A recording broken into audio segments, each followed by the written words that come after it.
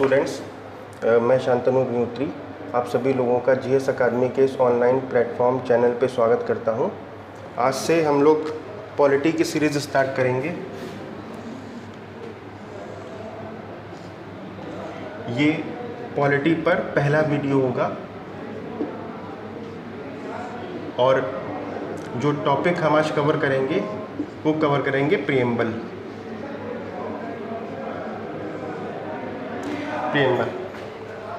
इसको समझने के पहले आप थोड़ी सी और चीज़ें समझ लीजिए, जैसे कि हमारा जो पॉलिटी की लेक्चर सीरीज़ रहेगी इसमें हम लोग यूनिट वाइज टॉपिक को कवर करेंगे और जो हमारी पहली यूनिट होगी, इस पहली यूनिट का टाइटल है fundamentals of polity.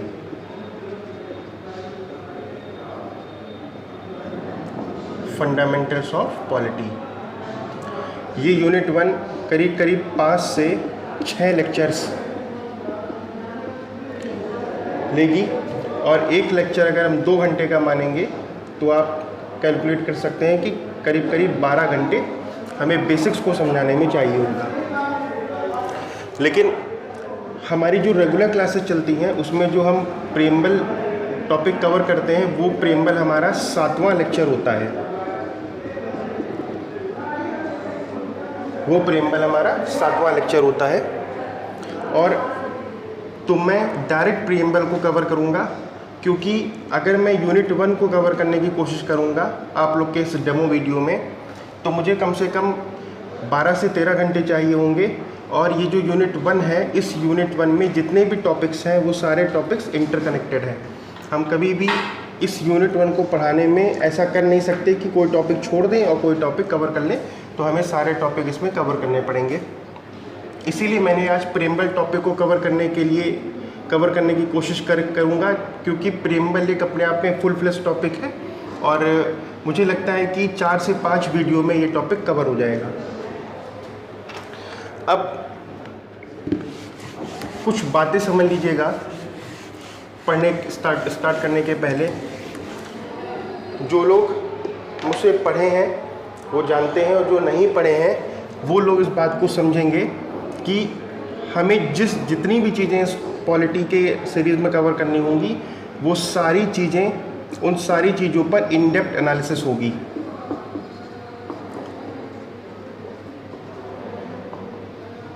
In depth analysis होगी, यानी कि आपको वहाँ तक पहुँचना होगा जहाँ से किसी भी चीज़ के वाई का आंसर हम लोगों को मिल जाए कि आखिर ऐसा क्यों। अगर संविधान सभा में कोई डिबेट चली है किसी भी टॉपिक को कवर करने को लेकर, किसी भी आर्टिकल को बनाने को लेकर, तो हमें उस डिबेट का भी सहारा लेना होगा। We shall have to take the recourse of such debate. उसके बाद में अगर बड़े बड़े जूरिस्ट ने किसी भी टॉपिक, किसी भी कॉन्सेप्ट को क्रिटिसाइज़ करने के लिए या उसकी तारीफ़ करने के लिए कुछ कथन कहे हैं, स्टेटमेंट बोले हैं, तो हमें उन स्टेटमेंट को भी देखना होगा। उसके बाद में जो सबसे इम्पॉर्टेंट है वो है सुप्रीम कोर्ट के जजमेंट्स। आप भी जानते हैं कि हमारा जो कॉन्स्टिट्यूशन है that is the living document, एक जीवंत दस्तावेज है। उसमें संसद तो संशोधन करती है आर्टिकल 368 में, मगर संसद के अलावा उसमें सुप्रीम कोर्ट के द्वारा भी संशोधन किए जाते हैं। उन्हें हम कॉन्स्टिट्यूशन के संदर्भ में संशोधन तो नहीं कहते, लेकिन ये जरूर बोलते हैं कि निर्वचन करके, इंटरप्रिटेशन करके सुप्रीम कोर्ट ने उस प्रावधान के मीनिंग को बदल दिया। कई सारे ऐसे प्रोविजंस हैं हमारे कॉन्स्टिट्यूशन में जिसमें सुप्रीम कोर्ट ने उस प्रावधान को ही चेंज कर दिया और उसका इफ़ेक्ट अब वो हो गया है जो सुप्रीम कोर्ट का निर्णय था। तो सुप्रीम कोर्ट के जजमेंट्स को पढ़ना होगा। फिर हम लोगों को उसके अंदर ये भी देखना होगा कि अगर सुप्रीम कोर्ट का कोई निर्णय आया तो उस निर्णय के पीछे क्या राशनेल था, क्या लॉजिक था, उस राशनेल को भी या उस लॉजिक को भी समझना होगा। मैं जब आपको पॉलिटी पढ़ा रहा हूँगा तो इवन आज की जो हमारी इस सीरीज़ की जो पहली क्लास होगी प्रीएम्बल की, उसमें हम लोग कंपैरेटिव कॉन्स्टिट्यूशन को साथ लेकर चलेंगे। कंपैरेटिव कॉन्स्टिट्यूशन को साथ लेकर चलेंगे यानी कि हम लोग कोशिश करेंगे कि पहली क्लास से ही हमारा कॉन्स्टिट्यूशन दुनिया के मेन कॉन्स्टिट्यूशन से कंपेयर होने लगे और ये पता चलने लग जाए कि अगर हमने किसी भी चीज़ को किसी कंट्री से लिया है तो उस कंट्री में, उस स्टेट में वो चीज़ किन परिस्थितियों में आई होगी। एग्जाम्पल के तौर पे आप सब लोग जानते होंगे कि हमारे यहाँ जुडिशल रिव्यू का कॉन्सेप्ट है जो न्यायालय को ताकतवर बनाता है, और इस जुडिशल रिव्यू यानी न्यायिक समीक्षा, इसकी पावर आर्टिकल 13 से न्यायालय को मिलती है। अब ये जुडिशल रिव्यू हमारे संविधान में तो लिख दिया गया, आर्टिकल 13 में साफ साफ लिखा गया, एक्सप्लिसिट तौर पर लिखा गया, लेकिन आप सब लोगों ने ये भी पढ़ा होगा कि ये जुडिशल रिव्यू का कॉन्सेप्ट यूएसए से लिया गया है। तो हम लोगों को वहाँ तक जाना पड़ेगा कि यूएसए में ये जुडिशल रिव्यू कैसे आया होगा। क्या ये यूएसए के कॉन्स्टिट्यूशन में था या ये यूएसए में न्यायालय यानी कि सुप्रीम कोर्ट ऑफ अमेरिका के द्वारा प्रतिपादित किया हुआ न्यायिक नवाचार था, जुडिशल इनोवेशन था, which was propounded by the United states supreme court. तो हमें वहाँ तक जाना होगा। अगर हम उस परिस्थिति को समझ गए तो शायद हम लोगों के लिए कंटेंट इकट्ठा करना या किसी भी सिचुएशन पर आंसर राइटिंग करना या डिबेट करना कंपैरेटिवली इजी हो जाएगा। तो फिर से समझ लीजिएगा इस चीज़ को, हम लोग जो भी डिस्कस करेंगे हमारा पूरा का पूरा फोकस इन डेप्थ एनालिसिस पर रहेगा। आप इसे कह सकते हो कॉम्प्रिहेंसिव, क्योंकि हमें हर चीज़ को कंपेयर करते हुए चलना है। और इस इन डेप्थ एनालिसिस को करते समय मैं इसे रब करने जा रहा हूँ, जो सबसे मेन पॉइंट है वो भी मैं आपको समझा दूँ, उसके बाद फिर स्टार्ट करेंगे। देखिए, आप जब कभी भी किसी भी सब्जेक्ट को पढ़ेंगे तो उसमें अगर आप किसी भी सब्जेक्ट को अच्छे से पढ़ना चाहते हो, डिटेल में पढ़ना चाहते हो, आप चाहते हो कि उसमें आपके पास इतना कंटेंट हो जाए जो कि रिच कंटेंट हो, आप उसे आंसर राइटिंग में भी लिख सको, कल को इंटरव्यू में जाओगे तो वहाँ पर भी आप ये इसका इस्तेमाल कर सकते हो। अगर कोई जुडिशरी की क्लास यहाँ देखना चाह रहा होगा, जुडिशरी के लिए उसको भी इस चीज़ का फ़ायदा मिलेगा। देखिए, हमें क्या करना होगा, हमें कनेक्शन इस्टेब्लिश करने होंगे। कनेक्शन इस्टेब्लिश करने का मतलब है कि हमको लिंकिंग बनानी पड़ेगी, लिंक्स बनाने पड़ेंगे। और आप जानते हो कि शिक्षा, पढ़ाई को लेकर अगर आप कनेक्ट करना सीख गए तो शायद मुझे लगता है कि सब्जेक्ट में फिर कुछ भी नहीं बचता। कनेक्टिविटी थोड़ा सा डिफ़िकल्ट पोर्शन होता है कि आपको याद करना पड़ेगा कि हाँ, आपने कब इसको किस टॉपिक से लिंक करने की कोशिश करी। तो मेरा जो इन डेप्थ एनालिसिस का जो पूरा प्रोसेस चल रहा होगा उसमें मैं कनेक्शन पे ज़्यादा फोकस करूँगा। इवन हमारी पहली क्लास आखिरी क्लास से जाकर कहीं ना कहीं कनेक्ट हो जाएगी, इतना ज़्यादा कनेक्शन होगा। अब जब आप कनेक्शन को बनाने की कोशिश करेंगे तो कनेक्शन दो तरह का होता है। जैसे जो मेरे अकॉर्डिंग कनेक्शन की बात मैं कर रहा हूँ, एक होगा इंट्रा डिसिप्लिन कनेक्शन, एक होगा इंटर डिसिप्लिन कनेक्शन।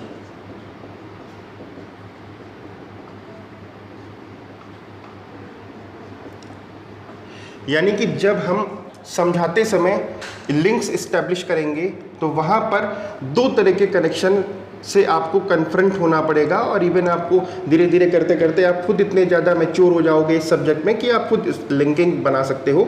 सबसे पहला होगा intra discipline connection. Intra discipline connection का मतलब होगा with in the subject connection, यानी कि उस विषय के भीतर कनेक्शन। डिसिप्लिन का मतलब यहाँ पर विषय से है, उस विषय के भीतर connection, with in the subject connection. और इंटर डिसिप्लिन कनेक्शन का मतलब होता है आउटसाइड द सब्जेक्ट कनेक्शन, यानी कि उस सब्जेक्ट के बाहर कनेक्शन। मैं आपको एग्जांपल देकर समझाने की कोशिश करता हूं। देखिए, जब आप एक सब्जेक्ट के अंदर कनेक्शंस एस्टेब्लिश कर रहे होंगे, उस केस में सपोज करिए आर्टिकल 144 का कनेक्शन सीधे निकल सकता है आर्टिकल 75 के क्लॉज 2 से। अब मैं ये आर्टिकल आपको नहीं समझाने वाला हूँ कि इसमें क्या लिखा हुआ है, वो आगे चलकर हम लोग क्लासेस में कवर करेंगे। 144 का मतलब होगा कि जितने भी न्यायिक या कार्यपालिकी अधिकारी हैं भारत में, वो सारे सुप्रीम कोर्ट की सहायता में कार्य करेंगे। यानी 144 में जब न्यायालय कोई निर्णय देता है तो इम्प्लीमेंट कराया जाता है आर्टिकल 144 में। और आर्टिकल 75 का 2 दूसरा खंड बोलता है कि सारे मंत्री राष्ट्रपति के प्रसाद पर्यंत अपने पद को धारण करेंगे। यानी कि अगर उच्चतम न्यायालय के निर्णय को कोई भी मिनिस्ट्री इम्प्लीमेंट नहीं करवा पाती है, तो ये मंत्री के द्वारा जो शपथ में कहा गया है कि मैं संविधान का उल्लंघन नहीं करूंगा, संविधान को अक्षुण्ण रखूंगा, बनाए रखूंगा, तो ये उसके आधार पर उस मिनिस्टर के रेजिग्नेशन का ग्राउंड तैयार कर देगी। आर्टिकल 144 का संबंध हमने आर्टिकल 75 के दूसरे से बना दिया। इसी तरीके से आर्टिकल 61 का रिलेशन आर्टिकल 60 से बनेगा।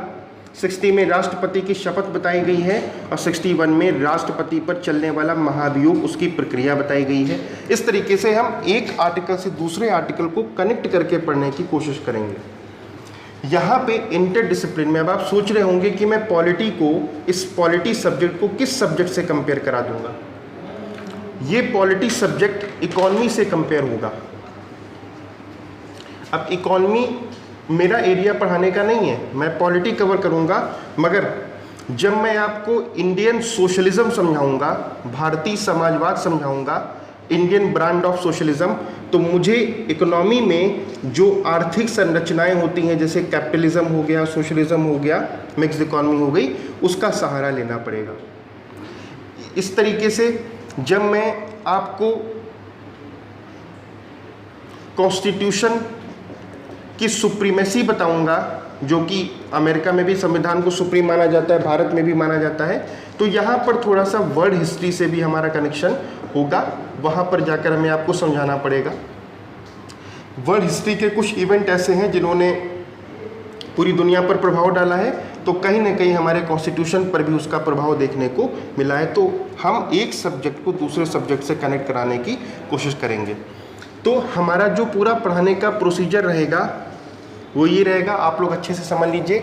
और जब आप किसी भी सब्जेक्ट की डिटेल में जाते हैं तो चीज़ें कॉम्प्लिकेटेड होने लगती हैं। आपको बिल्कुल भी परेशान होने की ज़रूरत नहीं है, बहुत ही स्मूथली हम आपको समझाते चले जाएंगे और आपके माइंड को एक्टिवेट कर देंगे, जिससे कि खुद आप आराम से डेप्थ एनालिसिस कर सकें और सब्जेक्ट के बीच में और with in the subject connection बनाने की आपके अंदर काबिलियत इस्टेब्लिश हो जाए। इस तरीके से हम लोग कवर करेंगे। मैंने आपको पहले बता दिया कि हमारे सोर्सेस क्या क्या होंगे जहाँ से हम पढ़ना चाह रहे हैं। सबसे पहले तो कॉन्स्टिट्यूशन हमें पढ़ना ही पढ़ना है, उसके बाद में कुछ रिलेटेड लॉ पढ़ेंगे, जैसे कि हम लोग जो मेरे पूरे कुरिकुलम में बार बार रिपीट होगा वो आईपीसी, इंडियन पिनल कोड कई बार रिपीट हो सकता है, तो उसके कुछ धाराओं को सुप्रीम कोर्ट ने ख़त्म किया है, तो लिंक कराने की कोशिश करेंगे।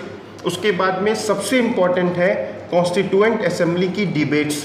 आप जानते हो संविधान जिन्होंने बनाया था उन्होंने भारत का भविष्य तैयार किया था, तो हमें उनके विचारों को भी समझना होगा, क्योंकि पूरा कॉन्स्टिट्यूशन अगर आप उस डिबेट की चर्चा पर नहीं जा पाएंगे तो आप कहीं ना कहीं लैग कर जाओगे, आपको लगेगा कि नॉलेज में कमी है। इसलिए हम लोग इस डिबेट्स असेंबली को भी समझेंगे।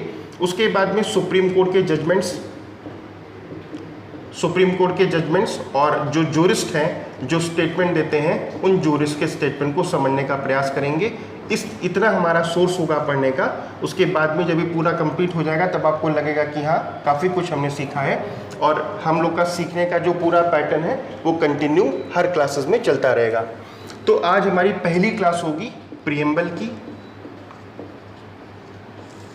और ये प्रीएम्बल का जो वीडियो है एक तरीके से सैम्पल वीडियो के तौर पे है, और ये प्रीएम्बल मुझे लगता है कि 4 से 5 लेक्चर्स तक जाएगा।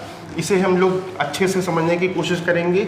अगर ये ठीक से समझ में आ गया तो पॉलिटी में हमें जो पढ़ना है, जो हमारे कॉन्स्टिट्यूशन का दर्शन फिलॉसफी है, वो हमें अच्छे से समझ में आ जाएगी। स्टार्ट करते हैं प्रीएम्बल। देखिए, प्रीएम्बल की हिंदी होती है प्रस्तावना। इसे कभी कभी उद्देशिका भी कहा जाता है।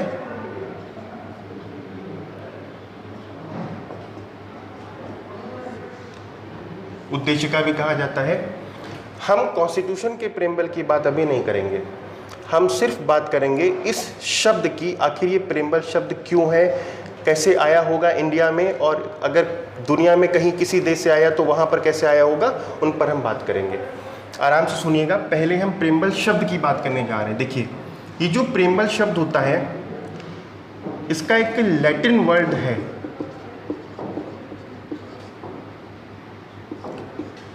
वो है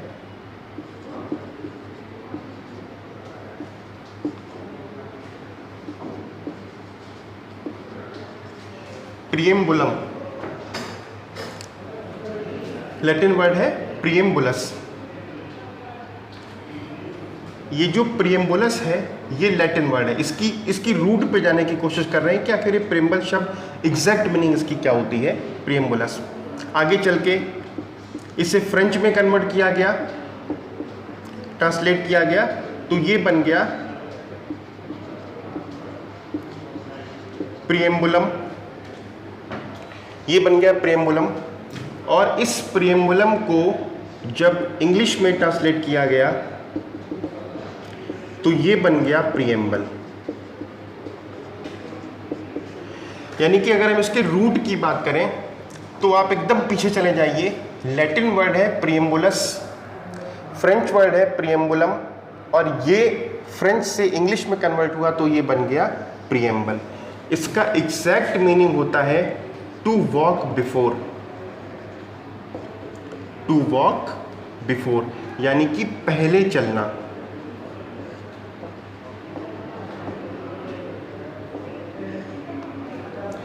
पहले चलना। देखिए, आप लोगों ने अगर थोड़ा बहुत भी पॉलिटी कभी पढ़ी होगी तो इतना तो पढ़ा ही होगा कि प्रिएम्बल हमारे कॉन्स्टिट्यूशन के, जो मेरा मूल संविधान है उसके स्टार्टिंग में दिया हुआ है, उसके बाद बाकी सारे प्रोविजंस हैं। तो इस प्रिएम्बल शब्द का मीनिंग होता है टू वॉक बिफोर, पहले चलना। यानी कि पहले प्रिएम्बल होगा, उसके बाद में उस पूरे कानून का या संविधान का कंटेंट लिखा होगा। ये इस प्रिएम्बल शब्द की रूट है, किस तरीके से प्रिएम्बल शब्द अस्तित्व में आया होगा। अब इस प्रिएम्बल का अगर हम मीनिंग समझने की कोशिश करें तो इसका मीनिंग होता है स्टेटमेंट ऑफ ऑब्जेक्टिव्स, उद्देश्यों का कथन। स्टेटमेंट ऑफ ऑब्जेक्टिव्स, गोल्स, उद्देश्यों का कथन। यानी कि इस प्रिएम्बल में जिसने भी कानून बनाया है या जिसने भी संविधान बनाया है, उसने किस मकसद के लिए बनाया है, वो मकसद का जिक्र होगा प्रिएम्बल में। यानी कि मकसद, उस ऑब्जेक्टिव का, उस गोल का जिक्र होगा, उस रीज़न का जिक्र होगा इस प्रिएम्बल में कि हमने ये प्रिएम्बल क्यों बनाया है। जितने भी रिटन लॉ होते हैं या रिटन कॉन्स्टिट्यूशन होता है, उस रिटन कॉन्स्टिट्यूशन, उस रिटन लॉ में प्रिएम्बल आपको जरूर मिलेगा। क्योंकि जो भी संविधान बना होगा लिखित तौर पर, जो भी कानून बना होगा लिखित तौर पे, इस कानून के बनने के पीछे कारण होगा, इस संविधान के भी बनने के पीछे कारण होगा, संविधान क्या क्या बातें स्पष्ट करना चाहता होगा। ये सारी चीज़ें हम लोगों को कहाँ पर मिलेंगी, प्रिएम्बल में मिलेंगी। कई बड़े बड़े जो जूरिस्ट हैं, जैसे एक व्यक्ति थे N.A. पालकीवाला, आपने शायद इनका नाम सुना होगा। ये बहुत बड़े लॉयर थे सुप्रीम कोर्ट के और कॉन्स्टिट्यूशन के एक्सपर्ट थे।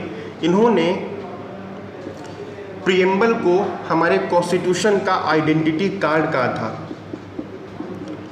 Identity card of constitution, Bharat के संविधान का पहचान पत्र कहा था इन्होंने।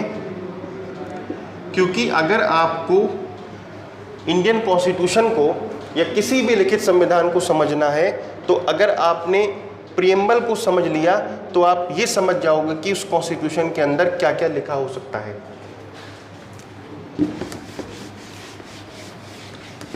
एक संविधान सभा के सदस्य थे ठाकुरदास भार्गव। ठाकुरदास भार्गव, इन ठाकुरदास भार्गव ने प्रियम्बल को संविधान की आत्मा कहा था। संविधान की आत्मा, the conscience of the constitution.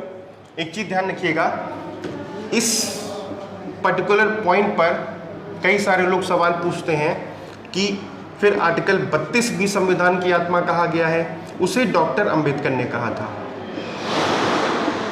फिर कई लोग क्वेश्चन पूछते हैं कि मौलिक अधिकार फंडामेंटल राइट्स और डायरेक्टिव प्रिंसिपल्स नीति निर्देशक तत्व, इन्हें भी संविधान की आत्मा कहा गया है, इन्हें ऑस्टिन ने कहा था। तो ध्यान रखिएगा, 3 ऐसे प्रावधान, ऐसे पॉइंट्स हैं जिनको संविधान की आत्मा कहा गया है। हमारा जो कंसर्न है वो हमारा कंसर्न प्रियम्बल से है। तो मैंने आपको बता दिया कि Thakurdas Bhargava, who was the member of the constituent assembly, has stated that the preamble of the constitution is its conscience, यानी कि प्रियम्बल भारत के संविधान की आत्मा है, सोल है। और अगर आप आर्टिकल 32 की बात करेंगे तो 32 है संवैधानिक उपचारों का अधिकार, जिसमें न्यायालय रिट वगैरह जारी करते हैं। इस आर्टिकल 32 को डॉक्टर अंबेडकर ने कहा था। और जब आप फंडामेंटल राइट्स और डायरेक्टिव प्रिंसिपल की बात करेंगे तो इसे ऑस्टिन ने कहा था। हम इस पर डिटेल में अलग से चर्चा करेंगे, ये तो पूरा टॉपिक ही हमारा कवर होने वाला है। तो आप बिल्कुल निश्चिंत रहिएगा। आपको अभी फॉर द टाइम बीइंग आपको केवल क्या याद रखना है कि संविधान की आत्मा किसने कहा है? ठाकुरदास भार्गव ने। ये पेपर में कभी क्वेश्चन आया नहीं किसने कहा है, ये पूछा गया है कि निम्नलिखित में से किसे संविधान की आत्मा माना गया है, तो आंसर होगा प्रियम्बल।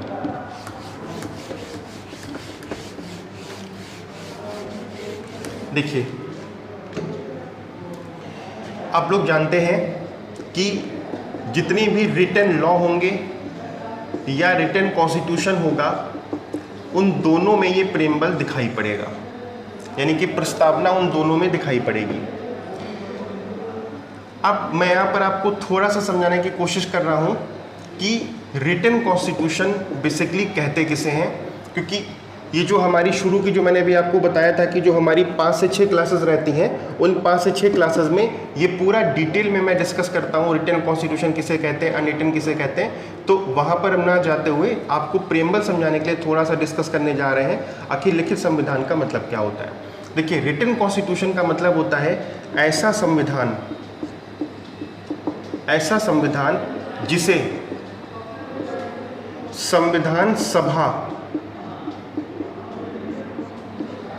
संविधान सभा जैसे निकाय ने बनाया है। निकाय ने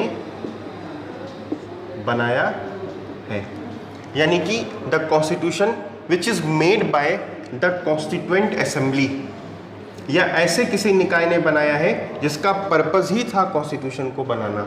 तो ऐसा संविधान जिसे संविधान सभा जैसे निकाय का मतलब होता है बॉडी, जिसे संविधान सभा जैसे निकाय ने बनाया है।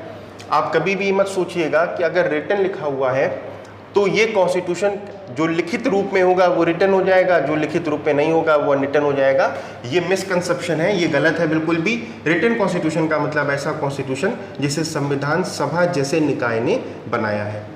उसके बाद में इसी रिटन कॉन्स्टिट्यूशन का जो दूसरा नाम होता है वो होता है enacted constitution. Enacted constitution, enacted constitution का मतलब अधिनियमित संविधान। अधिनियमित संविधान। अब इनेक्टेड कॉन्स्टिट्यूशन का क्या मीनिंग होगा? इनेक्टेड कॉन्स्टिट्यूशन का मीनिंग होगा वो संविधान जो एक निश्चित समय पर बनकर तैयार हो गया। निश्चित समय पर बनकर तैयार हो गया।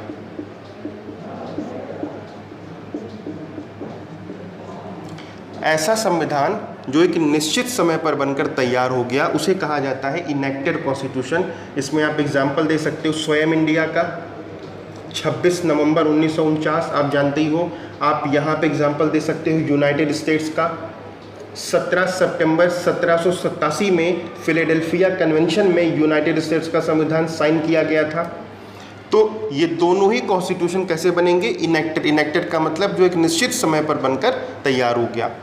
इसी का जो तीसरा नाम है वो है codified constitution. Codified constitution, codified का मतलब होता है संहिताबद्ध संविधान, संहिताबद्ध संविधान। अब आपको कोडिफाइड समझने के लिए पहले ये समझना पड़ेगा कि कोडिफिकेशन किसे कहते हैं। देखिए, कोडिफिकेशन का मतलब होता है संहिताकरण करना।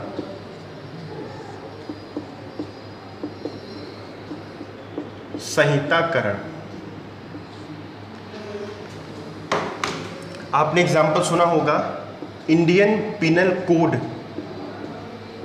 इंडियन पिनल कोड आईपीसी, भारतीय दंड संहिता, यानी कि अपराधों का कोडिफिकेशन किया गया था, अपराधों का संहिताकरण किया गया था।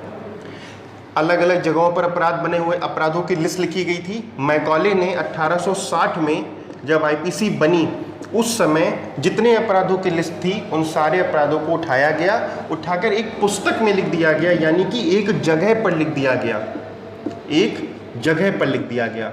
और एक जगह पर लिखने का मतलब होता है कि एक डॉक्यूमेंट में लिख दिया गया, एक दस्तावेज में लिख दिया गया। इसी प्रोसेस को कहा जाता है कोडिफिकेशन, संहिताकरण करना। आपने सुना होगा हिंदू कोड बिल के बारे में, जो हमारे 1950s में डॉक्टर अम्बेडकर इसके लिए बहुत ज़्यादा प्रतिबद्ध थे और बाद में फिर हिंदुओं में सुधार किए गए थे, हिंदुओं के कानूनों में। तो उस समय भी हिंदू कोड की बात चल रही थी। तो कोड का मतलब हो गया कि अगर कोई बात अलग अलग जगहों पर लिखी हुई है और उसे अगर हम एक पुस्तक में लिख दें तो कहा जाता है हमने उस बात का कोडिफिकेशन कर दिया, उस बात का संहिताकरण कर दिया। इसी तरीके से हमारे यहाँ सीआरपीसी है, क्रिमिनल प्रोसीजर कोड, आपराधिक दंड प्रक्रिया संहिता, एक है सीपीसी, सिविल प्रोसीजर कोड। इस तरीके से कई सारे कोड्स इंडिया में बने हुए हैं और कोड का मतलब हो गया कि हमने किसी भी बात को एक पुस्तक में लिख दिया। तो हमारा कॉन्स्टिट्यूशन भी तो कोडिफाइड होगा, क्योंकि हम लोगों ने संविधान को, अपने कॉन्स्टिट्यूशन को एक पुस्तक में लिख दिया, एक पुस्तक तक रिस्ट्रेन कर दिया, इसलिए हम बोलते हैं कि हमारा कॉन्स्टिट्यूशन भी कोडिफाइड है। अगर इसी की जगह पर मैं आपको ब्रिटेन के बारे में थोड़ा सा यहाँ पर बताऊँ तो ब्रिटेन का कॉन्स्टिट्यूशन अनकोडिफाइड है। ब्रिटेन का कॉन्स्टिट्यूशन एक पुस्तक में नहीं लिखा हुआ है। ब्रिटेन में जो वहाँ की संसद कानून बनाती है वो भी वहाँ का संविधान है।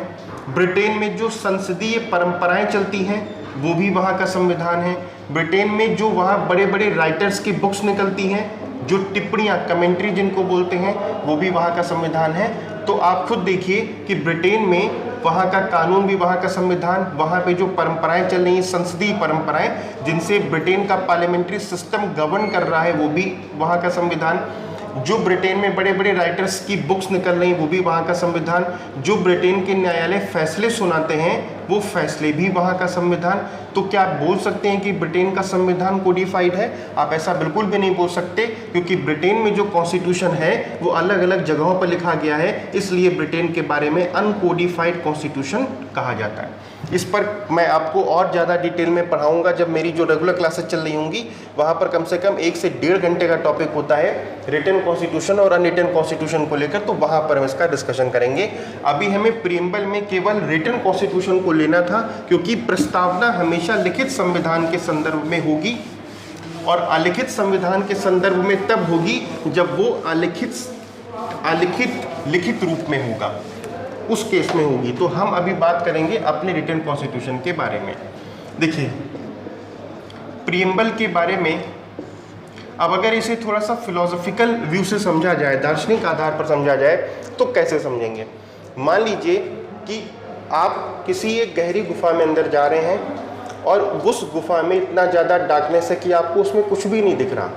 आप गहरी गुफा में अंदर जा रहे हैं और जब आप गहरी गुफा में अंदर जाएंगे तो गहरी गुफा में आपको अंदर जाने के लिए आपको प्रकाश की, लाइट की ज़रूरत पड़ेगी।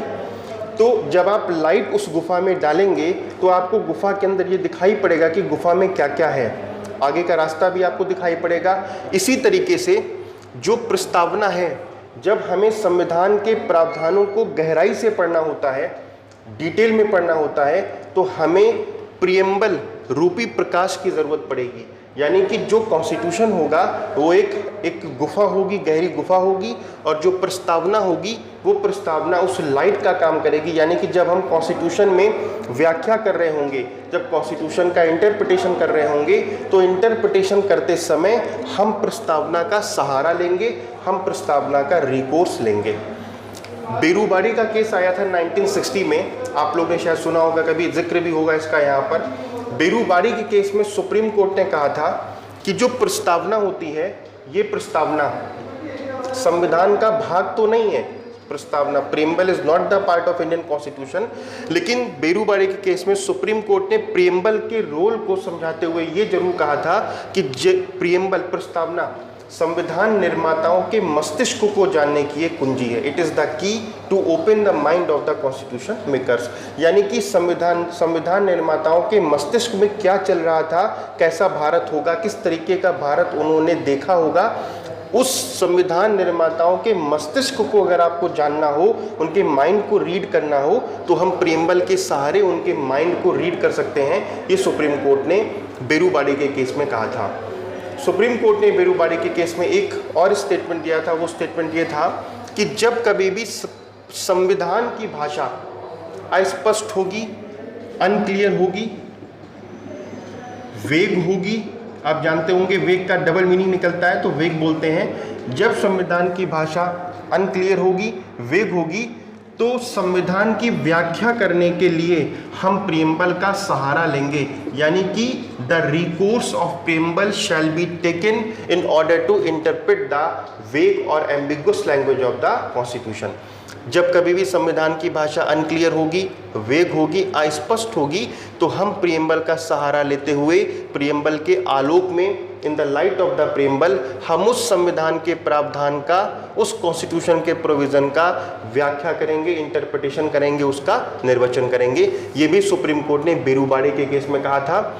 और जो दो मैंने आपको भी पॉइंट समझाए, ये दोनों पॉइंट आपके एग्जाम में यूपीएससी और यूपीपीएससी के लेवल पर पूछे जा चुके हैं कि ये स्टेटमेंट सुप्रीम कोर्ट ने किस केस में दिया था। तो बेरूबाड़ी के केस में दिया था। बेरूबाड़ी का केस अभी हम लोग डिस्कस करेंगे।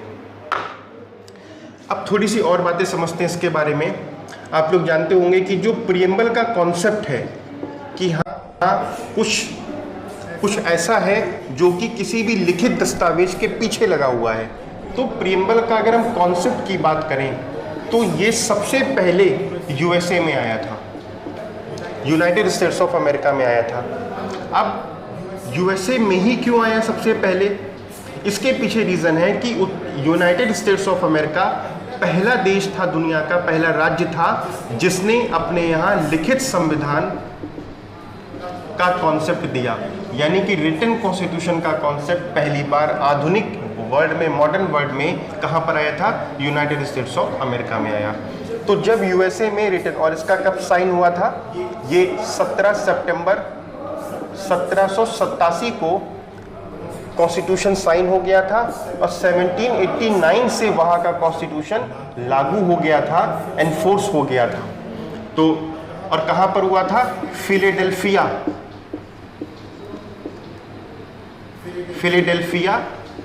कन्वेंशन सम्मेलन हुआ था। फिलाडेल्फिया कन्वेंशन में अमेरिका का कॉन्स्टिट्यूशन अडॉप्ट कर लिया गया था।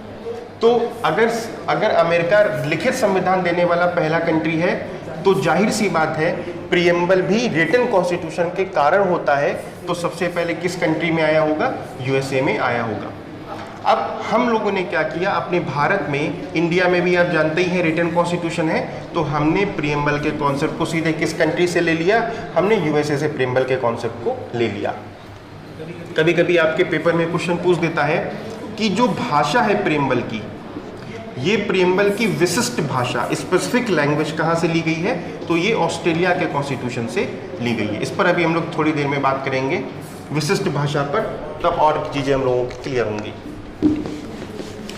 अब आपने एक चीज़ समझी कि प्रीएम्बल का कॉन्सेप्ट कहाँ से आया? तो प्रीएम्बल का कॉन्सेप्ट यूएसए से आया। यूएसए में क्यों आया सबसे पहले? क्योंकि अमेरिका दुनिया का पहला देश था जिसने अपने यहाँ लिखित संविधान को अपनाया। अब उसके बाद हम लोग को ये समझना होगा प्रस्तावना से रिलेटेड कि भारत में प्रस्तावना की हिस्ट्री क्या है, इंडिया में प्रस्तावना की हिस्ट्री क्या है। तो ये मॉडर्न हिस्ट्री का वैसे पोर्शन है, मैं ज़्यादा डिटेल में ना जाते हुए आपको ऊपर से समझाने की कोशिश करूँगा। 22 जनवरी 1947, 22 जनवरी 1947 को हमारी संविधान सभा में जो नेहरू ने उद्देश्य प्रस्ताव मूव कराया था, उद्देश्य प्रस्ताव, इसको इंग्लिश में बोलते हैं ऑब्जेक्टिव्स रेजोल्यूशन, ऑब्जेक्टिव रेजोल्यूशन, जो 22 जनवरी 1947 में उद्देश्य प्रस्ताव एक्सेप्ट कर लिया गया था संविधान सभा के द्वारा, एक्सेप्टेड बाय कॉन्स्टिट्यूएंट असेंबली।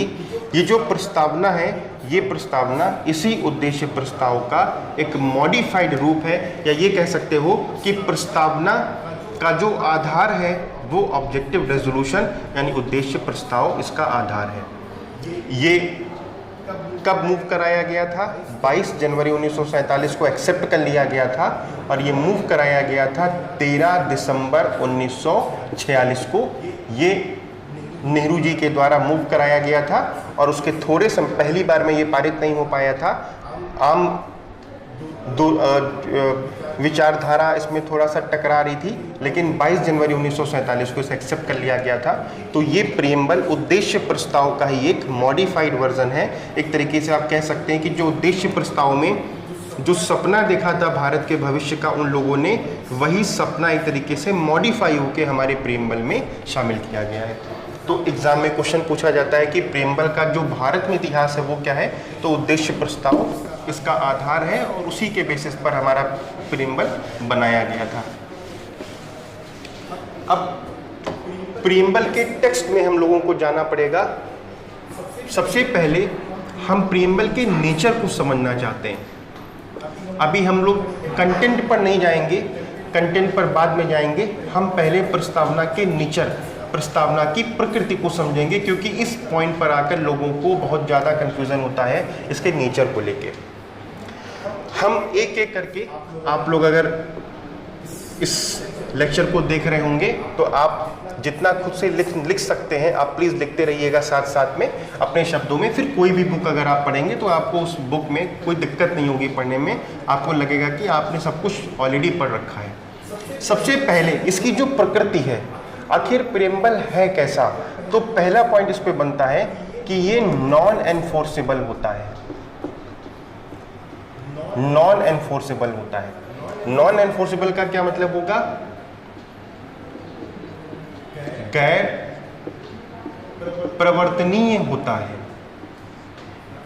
अब आपके मन में क्वेश्चन आ रहा होगा, what is the meaning of enforceable, या what is the meaning of enforceability?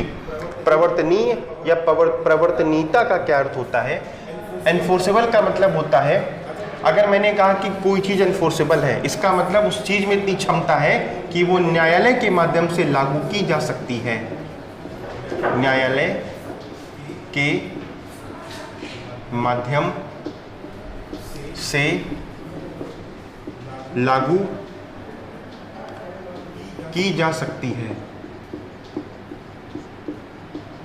यानी कि एनफोर्सेबिलिटी का मतलब होता है कि अगर कोई चीज़ एनफोर्सेबल है, जैसे फंडामेंटल राइट्स, मौलिक अधिकार एनफोर्सेबल होते हैं, तो उसके बारे में कहा जाएगा कि उनमें इतनी क्षमता होती है कि वो न्यायालय के माध्यम से लागू किए जा सकते हैं। यानी कि प्रियम्बल की सबसे बेसिक प्रकृति बनेगी कि ये नॉन एनफोर्सेबल है। इसी के लिए एक और वर्ड यूज़ किया जाता है, वो भी लिख लीजिएगा, नॉन ऑपरेटिव।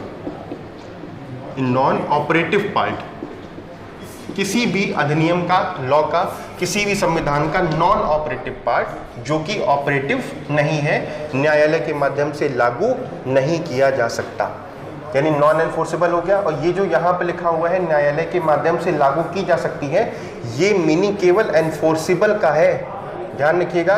ये नॉन एनफोर्सेबल जब आप कर देंगे तो यहाँ नहीं लग जाएगा। इसलिए एनफोर्सेबल का मतलब होता है जो न्यायालय के माध्यम से लागू किया जा सकता हो, और नॉन एनफोर्सेबल का क्या मतलब होगा? जो न्यायालय के माध्यम से लागू ना किया जा सकता हो, उसको कहा जाता है नॉन एनफोर्सेबल। एग्जाम्पल अगर मैं आपको और दूं तो आपने पढ़ा होगा directive principles of state policy, DPSP. आपने फंडामेंटल ड्यूटीज़ के बारे में भी पढ़ा होगा, यानी कि डायरेक्टिव प्रिंसिपल, फंडामेंटल ड्यूटी और प्रीएम्बल प्रस्तावना, ये तीनों नॉन एनफोर्सेबल होते हैं। इन तीनों को न्यायालय के माध्यम से लागू नहीं किया जा सकता। अब इसी में अंदर थोड़ा सा जब आप डिटेल में जाएंगे तो आपको समझ में आने लगेगा कि कुछ फंडामेंटल ड्यूटीज़ न्यायालय के माध्यम से लागू हैं, उन पर अभी हम जाना नहीं चाह रहे हैं, वो अलग टॉपिक, पूरा डिस्कशन होगा। आप केवल इतना समझने के लिए मैंने आपको एग्जांपल दे दिया कि डीपीएसपी जिस तरीके से नॉन एनफोर्सेबल होता है, आर्टिकल 37 में फंडामेंटल ड्यूटी जिस तरह नॉन एनफोर्सेबल होती है, उसी तरह प्रीएम्बल भी नॉन एनफोर्सेबल, गैर प्रवर्तनीय होता है।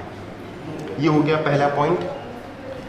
अब इसके सेकेंड पॉइंट को देखते हैं हम लोग, इसकी प्रकृति, दूसरे पॉइंट को।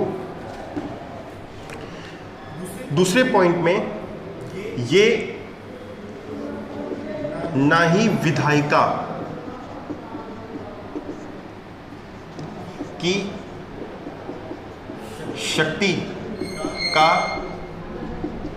स्रोत है और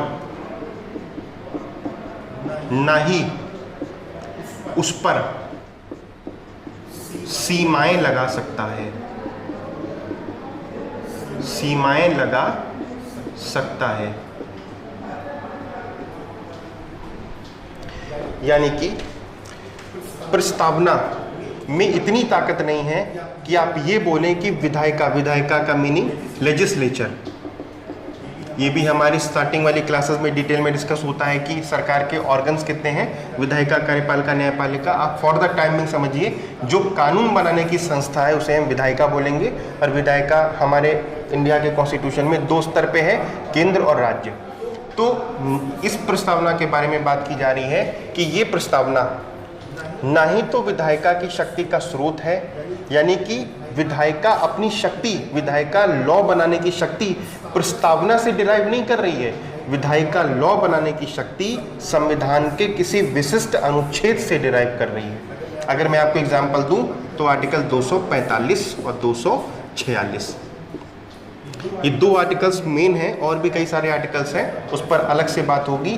तो मैं ये बताना चाह रहा हूं कि प्रस्तावना विधायिका की शक्ति का स्रोत नहीं है, यानी कि विधायिका की शक्ति का स्रोत, और ना ही उस पर सीमाएं लगा सकती है। ना ही विधायिका शक्ति का स्रोत है और ना ही उसके ऊपर सीमाएं। अगर इस विधायिका के ऊपर लिमिटेशंस लगानी हो, सीमाएं लगानी हो, तो सीमाएं भी आर्टिकल 245 में लगी हुई हैं, और आर्टिकल 13 है। कई सारे आर्टिकल्स ऐसे हैं जो विधायिका की शक्ति पर सीमाएं आरोपित करते हैं। लेकिन आप ये नहीं बोल सकते कि प्रस्तावना स्वयं में इतनी ताकतवर है कि वो विधायिका की शक्ति का स्रोत है और उस पर सीमा लगा सकती। तो आप यहाँ पर ये बोलेंगे, ना ही विधायिका, प्रस्तावना विधायिका की शक्ति का स्रोत है और ना ही उस पर सीमाएं लगा सकती है। 2 पॉइंट हो गए। तीसरा पॉइंट कि ये जो हमारी प्रस्तावना है, भारत के संविधान की जो प्रस्तावना है, ये प्रस्तावना सबसे बाद में इनैक्ट करी गई थी, सबसे बाद में अधिनियमित करी गई थी, इनैक्ट करी गई थी। पहले पूरा कॉन्स्टिट्यूशन बन गया था, उस कॉन्स्टिट्यूशन के बनने के बाद में कॉन्स्टिट्यूशन के प्रावधानों को प्रस्तावना के साथ, प्रस्तावना के कॉन्सोनेंस में, यानी प्रस्तावना से कंसिस्टेंट बनाते हुए प्रस्तावना को बना दिया गया था। यानी कि प्रस्तावना सबसे बाद में इनैक्ट करी गई थी। इनैक्ट का मतलब अधिनियमित करी गई थी। उसके बाद में अगला पॉइंट, प्रस्तावना जो हमारे भारत की प्रस्तावना है या दुनिया के किसी भी लिखित संविधान की प्रस्तावना उद्देश्य का जिक्र करती है, उद्देश्य का जिक्र करती है। अगर कभी स्वतंत्रता संग्राम हुआ है, फ्रीडम फाइट हुई है, उस केस में जिन जिन लोगों ने फ्रीडम फाइटिंग में भाग लिया था, उन लोगों के सपनों का जिक्र करती है, उनके ड्रीम्स का जिक्र करती है। उसके बाद में आकांक्षाओं का, एस्पिरेशंस का जिक्र करती है कि जिन्होंने आज़ादी की लड़ाई में अपनी जान दे दी, वो कैसा भारत चाहते थे, तो एस्पिरेशंस का जिक्र करती है। लागू होने की उस संविधान के लागू होने की तिथि का जिक्र करती है, उस डेट का जिक्र करती है किस डेट पर वो कॉन्स्टिट्यूशन लागू हुआ था। सबसे इंपॉर्टेंट इस बात का जिक्र करती है कि राजनीतिक शक्ति का स्रोत उस देश में, राजनीतिक शक्ति का स्रोत, राजनीतिक शक्ति का स्रोत कौन है, आगे भी बात होगी, ये सब डिटेल में बात होने वाली। मैं आपको बहुत ऊपर से बताने की कोशिश कर रहा हूँ ताकि आपके मन में एक आइडिया आ जाए कि प्रस्तावना का नेचर क्या होता है।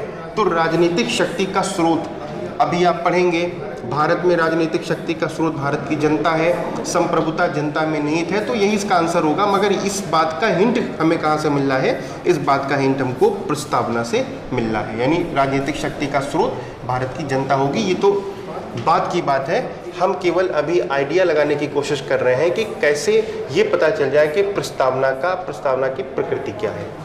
5वें नंबर पे प्रस्तावना संविधान के किसी भी प्रावधान को रद्द नहीं कर सकती, कि किसी भी प्रावधान को रद्द नहीं कर सकती, यानी कि नलिफाई नहीं कर सकती। आप ये मत सोचिएगा अगर कोई भी प्रावधान प्रस्तावना संविधान के किसी भी प्रावधान से टकरा रही है, फिर से सुनिएगा, अगर प्रस्तावना संविधान के किसी भी प्रावधान से टकरा रही है तो उस केस में संविधान प्रस्तावना के ऊपर प्रभावी होगा, यानी कि प्रीएम्बल, कॉन्स्टिट्यूशन शैल प्रिवेल ओवर प्रीएम्बल, ना कि प्रस्तावना संविधान पर प्रभावी होगी। यानी कि प्रस्तावना संविधान के किसी भी प्रावधान को रद्द नहीं कर सकती। ध्यान रखिएगा, ना ही ये विधायिका की शक्ति का स्रोत है, ना उस पर सीमाएं लगा सकती है। ये केवल नॉन ऑपरेटिंग पार्ट है। ये सिर्फ ये बताने की कोशिश कर रही है, ये सिर्फ संविधान का परिचय देने की कोशिश कर रही है, ये संविधान की फिलॉसफी, संविधान का दर्शन बताने की कोशिश कर रही है। उससे ज़्यादा प्रस्तावना कुछ भी नहीं कर रही है। इस प्रस्तावना को अगर हम बात करें, मुझे उम्मीद है कि आप लोगों ने ये लिख लिया होगा, इस प्रस्तावना को अगर किसी ने इम्पोर्टेंस दी तो वैसे तो कई लोग थे जिनके मैंने आपको स्टेटमेंट बताया, जिन लोगों ने प्रस्तावना के बारे में ये कहा, मैं अभी आगे आपको एक साथ भी बता दूंगा। लेकिन अगर मैं बात करूं कि प्रस्तावना को इम्पोर्टेंस अगर कभी कहीं मिली तो एक 1973 में 24 अप्रैल को केशवानंदन भारती का केस आया था। इस पर बाद में बहुत डिटेल में चर्चा होगी। केशवानंदन भारती का केस आया था। इस केशवानंदन भारती के केस में उच्चतम न्यायालय यानी सुप्रीम कोर्ट ऑफ इंडिया ने मूल ढांचे का सिद्धांत दिया था। मूल ढांचे का सिद्धांत दिया था। इस सिद्धांत में सुप्रीम कोर्ट ने इस केस में ये कहा था कि संसद के पास में संविधान के किसी भी प्रावधान में संशोधन करने की शक्ति है, मगर संविधान के मूल ढांचे में संशोधन करने की शक्ति नहीं है। यानी कि parliament has power to amend any part of the constitution, to amend any provision of the constitution, but parliament shall not make any amendment which comprises of basic structure. मूल ढांचे में संशोधन नहीं कर सकती। फिर सुप्रीम कोर्ट ने धीरे धीरे केस टू केस में मूल ढांचे की एक लिस्ट बतानी शुरू करी, जैसे संसदीय प्रणाली मूल ढांचे का हिस्सा है, लोकतांत्रिक प्रणाली मूल ढांचे का हिस्सा है, संघात्मक प्रणाली मूल ढांचे का हिस्सा है, न्यायिक समीक्षा मूल ढांचे का हिस्सा है। तो वो जो धीरे धीरे न्यायालय ने जो लिस्ट बनानी शुरू करी, तो उस जितनी भी चीज़ें मूल ढांचे में शामिल करी गई उनमें से 95% वो चीज़ें थी जो हमारे प्रीएम्बल में लिखी हुई हैं। यानी कि आप कह सकते हो कि प्रीएम्बल में ही संविधान का या देश का मूल ढांचा शामिल है, क्योंकि प्रियम्बल जब भी हम लोग प्रियम्बल के अंदर जाकर प्रियम्बल के कंटेंट को पढ़ेंगे तो आपको आइडिया लगने लग जाएगा कि प्रियम्बल ही तो वो ऐसी चीज़ है जिसमें मूल ढांचे का 95% प्रोविजन शामिल है। इसलिए इस प्रियम्बल को बहुत ज़्यादा इंपॉर्टेंस मिली और इसी केस में सुप्रीम कोर्ट ने ये कह दिया कि प्रियम्बल संविधान का एक भाग है, यानी कि preamble is an essential part of the constitution. और जब प्रियम्बल संविधान का एक भाग है तो प्रियम्बल में संशोधन हो सकता है, लेकिन एक चीज़ ध्यान रखिएगा, जब कभी भी संसद प्रस्तावना में संशोधन करने की कोशिश करेगी तो मूल ढांचे को बचाते हुए प्रस्तावना में संशोधन करने की कोशिश करेगी, अदरवाइज वो अमेंडमेंट सुप्रीम कोर्ट के द्वारा असंवैधानिक या अनकॉन्स्टिट्यूशनल डिक्लेयर कर दिया जाएगा। तो आपको कुछ आइडिया मिल गया होगा कि इस प्रियम्बल का कनेक्शन किसके साथ में निकल कर आ रहा है, बेसिक स्ट्रक्चर की थ्योरी के साथ में भी निकल कर आ रहा है। हम लोग इसके बारे में डिटेल में बात करेंगे। इस केस के बारे में तो ये तो पूरा का पूरा कई घंटे लग जाएंगे मुझे समझाने में कि ये केस क्यों आया था। ये फंडामेंटल राइट्स पे हम लोग बात करेंगे। तो अब मुझे उम्मीद है कि आपको प्रियम्बल का नेचर, प्रियम्बल की प्रकृति के बारे में आइडिया लग गया होगा। अब हम प्रियम्बल के कंटेंट में जाने की कोशिश कर रहे हैं कि हमारे प्रियम्बल के अंदर क्या क्या चीज़ें शामिल हैं, उसके कंटेंट में जाकर उसको फिर एक एक करके हम लोग समझने की कोशिश करेंगे। तो सबसे पहले हम एक छोटा सा चार्ट बना लेते हैं, लिखते हैं एलिमेंट्स ऑफ प्रियम्बल,